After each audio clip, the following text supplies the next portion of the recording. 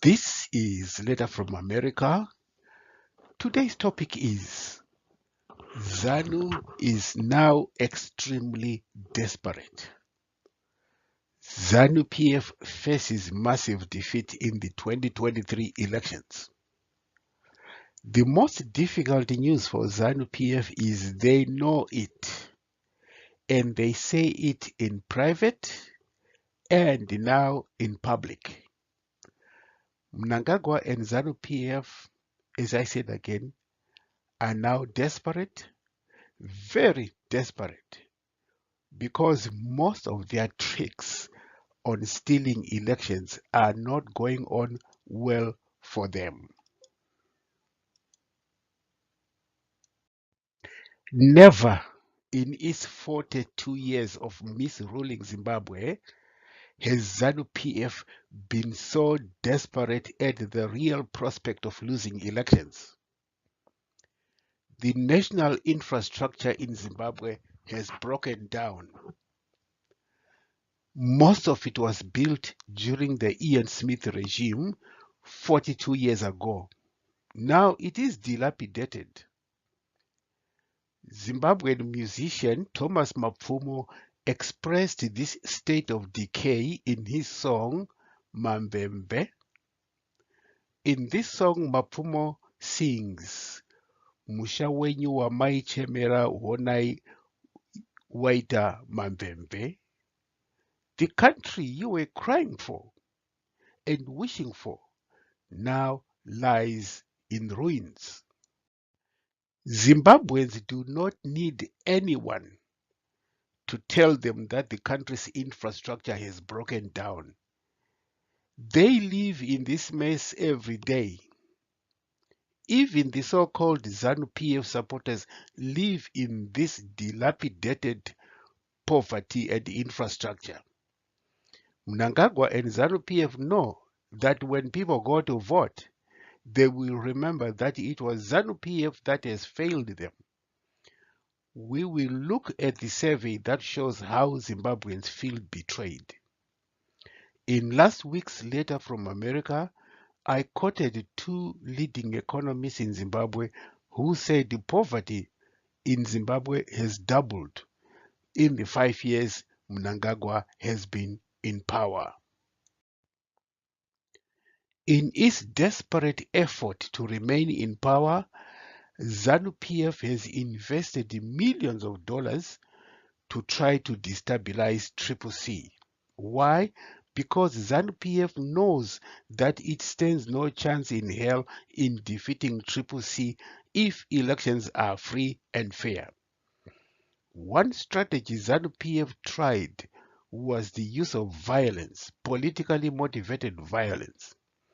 Now that strategy of literally beating CCC members is backfiring on ZANU PF.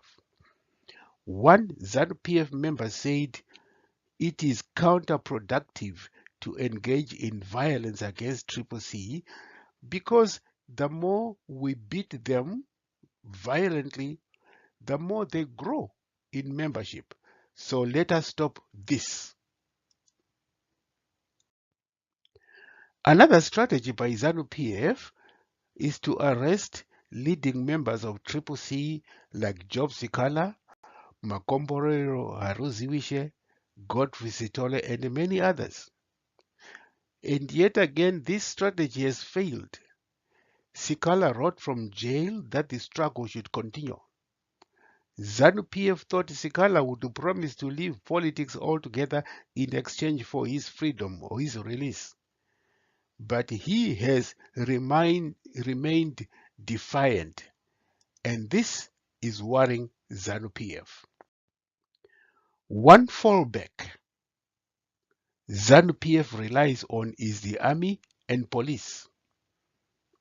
But they are also getting tired of supporting Mnangagwa.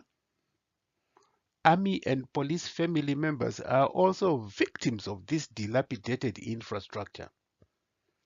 With nearly 50% of Zimbabweans living in abject poverty, among them family members of soldiers and police, They have told Mnangagwa he cannot count on their support indefinitely. This is what is keeping ZANU PF on the edge. Most of the soldiers and police were born after 1980. They care more about their survival than the ZANU PF slogans and accomplishment in liberating Zimbabwe. At some army and police camps, many of them voted for Chamisa and the Triple C. Everybody, including ZANU PF, knows Mnangagwa is not electable. In the 2000 elections, Mnangagwa was defeated by MDC's Blessing Chebundo. Chebundo was in a coma after he had been heavily assaulted by thugs sent by Mnangagwa to kill him. In 2005 elections, Mnangagwa was again beaten by the same Chebundo. Triple C's powerful spokesperson Fadzai Mahere's trial and conviction is just another attempt to destabilize Triple C. There is no law that applies to her in this case. In her case, in a normal court, this case would have been thrown out. It absolutely has no merit. But just like Sikala and others, ZANU PF is manipulating the courts for its political agenda. The unpopularity of ZANU PF and Mnangagwa is spiraling out of control. The latest survey by Afrobarometer shows that almost all Zimbabweans have lost confidence in the police, in Mnangagwa, and in ZANU PF government. According to a report from the online Zimbabwe Situation, many Zimbabweans continue to see their police as corrupt, untrustworthy, prone to using excessive force, in short, unprofessional, and a majority are dissatisfied with the government's performance in fighting crime. While broader economic issues underlie some weaknesses in police performance, these survey findings highlight internal challenges confronting Zimbabwe Republic Police if it hopes to win the citizenry trust and respect. The scientific accuracy of this survey was rural and urban populations were very well represented. Both rural and urban populations were in agreement that not only was the country headed in the wrong direction, but their socio-economic situation had gotten worse than the previous year. Rural Zimbabweans had always been seen as strong supporters of the ruling ZANU PF. The survey shows a declining support for the ruling party from their so-called rural strongholds. By an overwhelming majority of 78%, both rural and urban Zimbabweans rejected the idea that only one political party is allowed to stand for election and hold office indefinitely. More than 80% or 83.9% of both rural and urban Zimbabweans strongly disapproved that the army comes in to govern the country. Nearly 80%, urban 78.3%, rural 77.5%, agreed that democracy is preferable to any kind of government. More than 60%, urban 72.9%, and rural 54.9%, agreed very strongly or agreed that it is more important for citizens to hold the government accountable, even if that means it makes decisions more slowly. Given the endemic corruption, where more than $15 billion of taxpayers' money cannot be accounted for, 64% of rural and urban Zimbabweans agreed very strongly that Parliament should ensure that the President explains to it on a regular basis how his government spends taxpayers' money. 8% of rural and urban Zimbabweans strongly agreed that the Constitution should limit the president to serving a maximum of 2 terms in office. More than 2/3, or 71.5% of Zimbabweans, agreed that there should be a minimum age for candidates for president. 1/3, or 30.7%, agreed with 40 years of age as the minimum age for candidates for president. More than 40%, or 43.8%, agreed with 70 to 80 years of age as the maximum age for the president to hold office. MDC Alliance President Chamisa is 43 years old. President Mnangagwa is 70 years old. And this reflects the youthful nature of Zimbabweans and their support for a youthful leadership. More than half of the Zimbabweans, or 57.3%, agreed that Zimbabwe is not a democracy or a democracy with major problems. This included 51.2% in rural areas and 67.2% in urban areas. This is particularly important because the Zimbabweans themselves are saying there is no democracy in Zimbabwe. When asked how free you express yourself in Zimbabwe, 45.2% said not at all free or not very free to express yourself. This included 36.6% in rural areas and 59.4% in urban areas. Again, this highlights that more than half of the Zimbabwean population does not believe there is freedom of expression in Zimbabwe. When asked how free Zimbabweans were to join any political organization of their choice, 42.4% said they were not at all free or not very free. And this included 36.5% in rural areas and 52.3% in urban areas. However, 24.4% said somewhat free and 31% said completely free. This included 38.1% in rural areas and 20.1% in urban areas.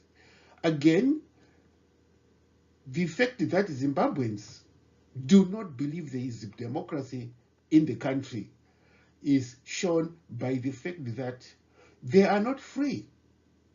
Almost half of them say they are not free to join any political organization of their choice. On the freedom to choose who to vote for, 50.6% said they were completely free, and this included 54.7% in rural areas and 44% in urban areas.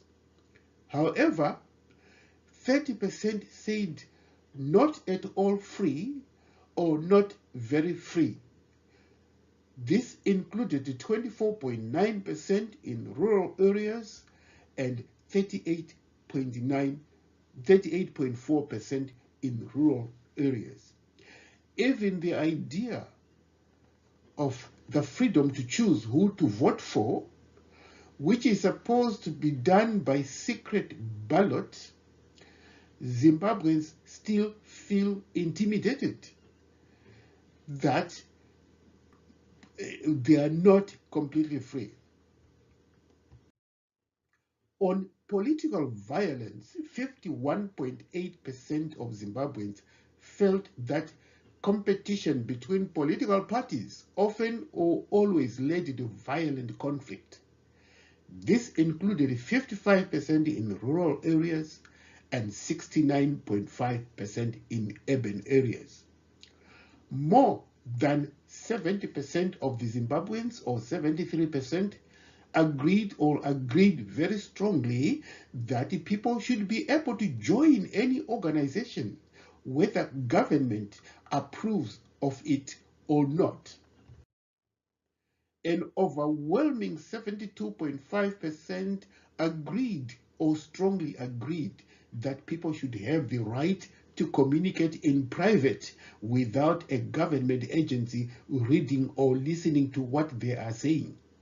This included 70.6% in rural areas and 75.7% in urban areas. This was the loudest rejection of the current government attempts to come up with laws to monitor citizens' electronic communication. A little over half, or 54.3%, said they feel close to a particular political party in Zimbabwe. This includes 59.4% in rural areas and 46% in urban areas. About 20%, or 19.5%, said they were aligned to the MDC Alliance party led by Nelson Chamisa. Almost 30%, or 27.3%, said they were aligned to ZANU PF led by President Mnangagwa. On the rule of law in Zimbabwe, 85.6% of Zimbabweans agreed or strongly agreed that the president must always obey the laws and the courts, even if he thinks they are wrong. And this includes 80.6% in rural areas and 93% in urban areas. Opinions were closely divided when asked how often the president had ignored the laws of this country. Almost 40%, or 39.5%, said never or rarely. This included 43.8% in rural areas and 32.5% in urban areas. However, 38.1% said the president often or always ignored the laws of this country. This included 28% in rural areas and 53.7% in urban areas.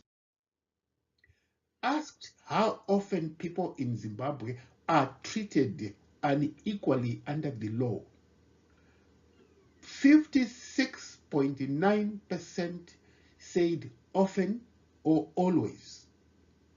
This includes 49.1% in rural areas and 69.7% in urban areas. And there have been protests that Mnangagwa's ZANU PF government are applying the country's laws inequitably, unequally. A member of the opposition is likely to be arrested on almost any charge, whereas a member of the ruling party will almost never be arrested. On how often officials who commit crimes go unpunished, 56% said very often or always, and this included 51.9% in rural areas and 64.4% in urban areas. In a remarkable contrast, 80% said ordinary people who break the law never or rarely go unpunished. and this included 82.4% in rural areas and 77% in urban areas. The protest, the criticism that the Zimbabwe government is not using the level playing field in application of the country's laws is being endorsed, is being underscored in these statistics. On the 2018 elections, 38.6% said the elections were not free and fair, or they were fair but with major problems. This included 21.1% in rural areas and 54% in urban areas. However, 28% said the elections were completely free and fair. On media coverage, 50.9% said the mass media never or sometimes provided fair coverage for all candidates. This included 43% in rural areas and 62.4% in urban areas. Another indication that almost half, or maybe more, of the population of Zimbabwe are dissatisfied with the state media because of their biases in favor of the ruling party. On political violence, 53.6% said they feared a lot, or somewhat, or a little bit, becoming victims of political intimidation or violence. And this included 47.1% in rural areas and 64.3% in urban areas. And again, the use of violence by ZANU PF is underscored here. More than half the population of Zimbabwe say they live in fear, especially of political violence that is perpetrated almost always by the ruling ZANU PF. Asked which party candidate they would vote for if presidential elections were held tomorrow, 25.7% said the MDC alliance led by Chamisa, including 19.1% in rural areas and 36.5% in urban areas. However, 33.1% said they would vote for ZANU PF, including 39.7% in rural areas and 22.4% in urban areas. However, 22.5% refused to answer, including 26.7% in rural areas and 15.8% in urban areas. These are the signs of intimidation. Sometimes people are reluctant to come out in the open and say which party, which candidate they are going to vote for fear of retaliatory violence. On the question of trust, 45.1% said they do not, or they have very little trust in the president, Mnangagwa. This included 44.9% in rural areas and 60.5% in urban areas.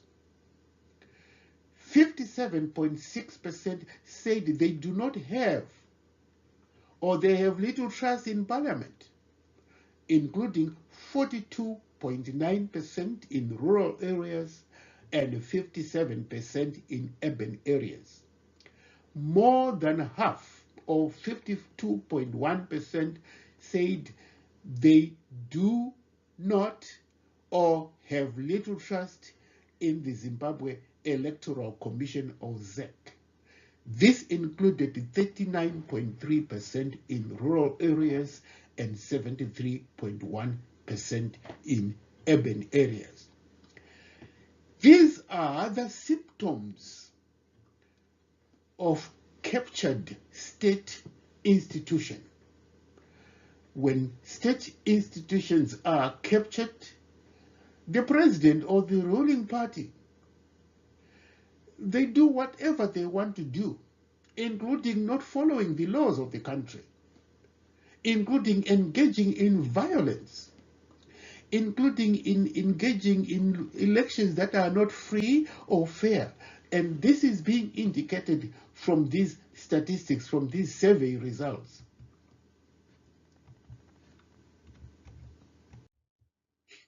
Nearly one half of Zimbabweans, or 40%,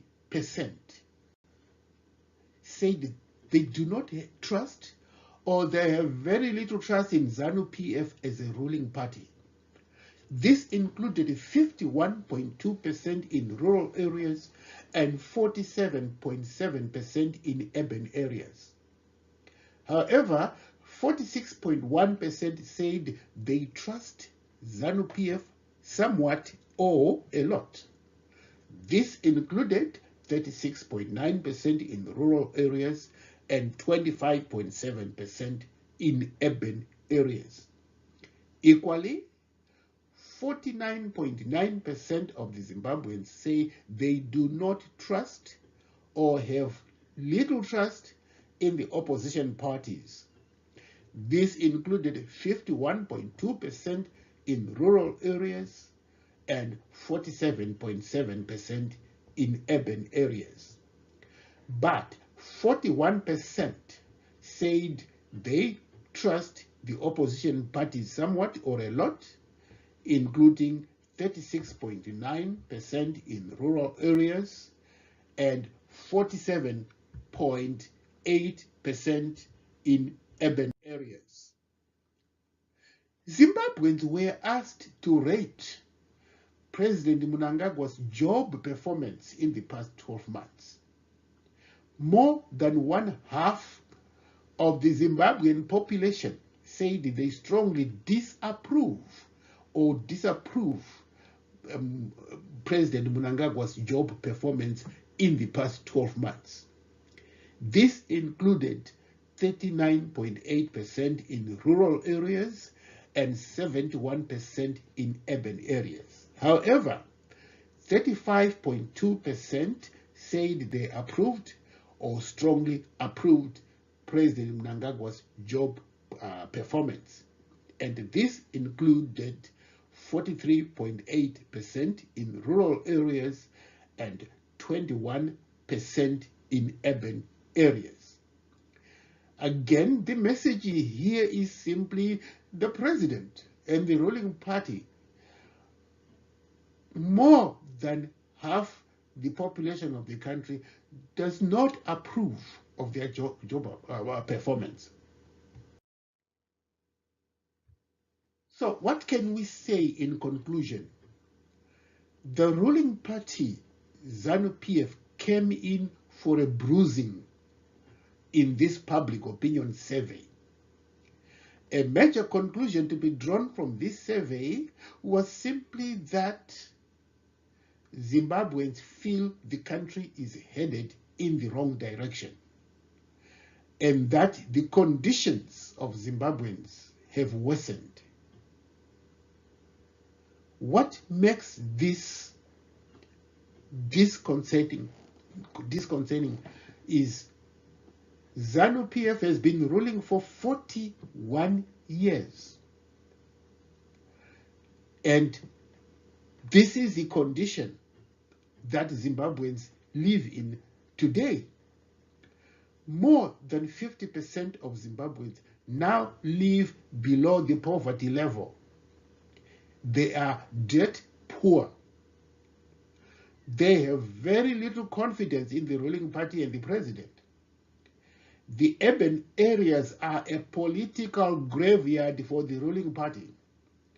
The level of discontent and dissatisfaction with the ruling party is simply jarring. This concludes today's broadcast of Letter from America, a weekly in-depth analysis of the situation in Zimbabwe. Thank you for listening.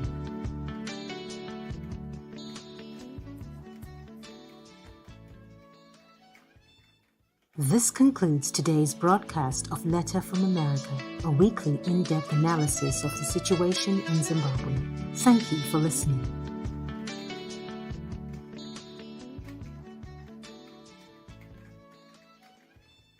This concludes today's broadcast of Letter from America, a weekly in-depth analysis of the situation in Zimbabwe. Thank you for listening.